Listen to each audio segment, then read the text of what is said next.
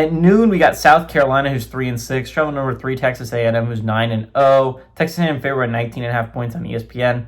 Lower North Sellers sits at 124 of 201, thrown for 1,536 yards, 7 touchdowns, 5 interceptions. Rasul Faison is at 81 carries for 350 yards and 3 touchdowns, and Nick Harbors had 21 catches for 401 yards and 4 touchdowns. Marcel Reed for the Aggies gone 157 of 252, thrown for 2,193 yards, 19 touchdowns, 6 interceptions. Ruben Owens, the seconds, had 91 carries for 542 yards.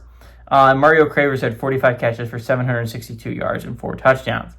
Texas A&M is 9-2 against the Gamecocks all time. Last game did go to South Carolina in 2024, and they have won 2 of the last 3 times these two teams have played.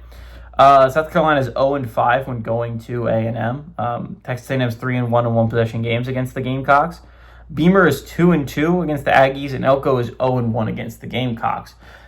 Big game for both teams, right? I think Texas A&M, if they win this game, they're a lock for the college football playoffs. Theoretically speaking, I mean, I don't expect them to lose to an FCS opponent. I don't expect that game to be even somewhat close. So as long as something catastrophic doesn't happen, if they win this game, they're a lock for the college football playoffs. Even a loss against Texas should keep them in. They'll be fine. But the thing is, against Tech, I would say A&M's close to a lock right now, but a loss to South Carolina, if this was a good football team, I think they would have been fine.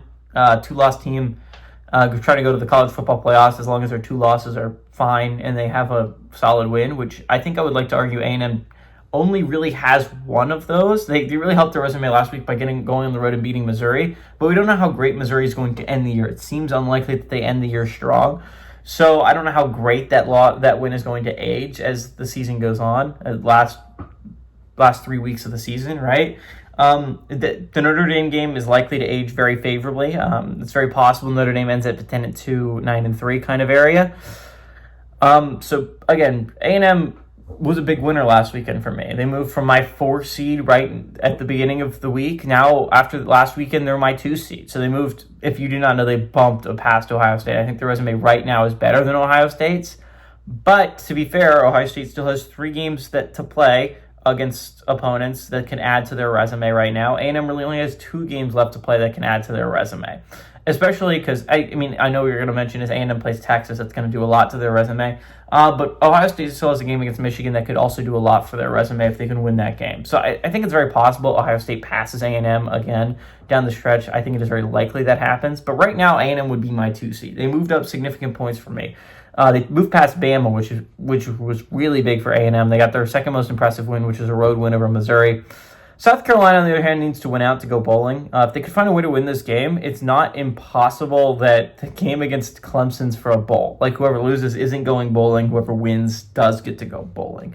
So I think that's going to be a really interesting part of this. The Gamecocks obviously need to win this game if they're going to go bowling. This isn't the worst 3-6 team I've ever seen. They've played some pretty tight games, in all honesty, against good opponents. But Gamecocks team isn't great. I've gone back and forth on this. I don't love A&M. I think they're a team that can get upset. But again, all they've done is keep winning. They're one of the last 3 undefeated teams still standing. So it's hard not to say that this is a really good football team. And it's at home right before kind of a bye, so they can head into it strong. But I think there could be a little bit of a letdown after getting their most impressive win of the season against Missouri. I kind of like South Carolina to go on the road and pull off this upset. Give me the Gamecocks to pull it off and absolutely shock the college football playoff landscape.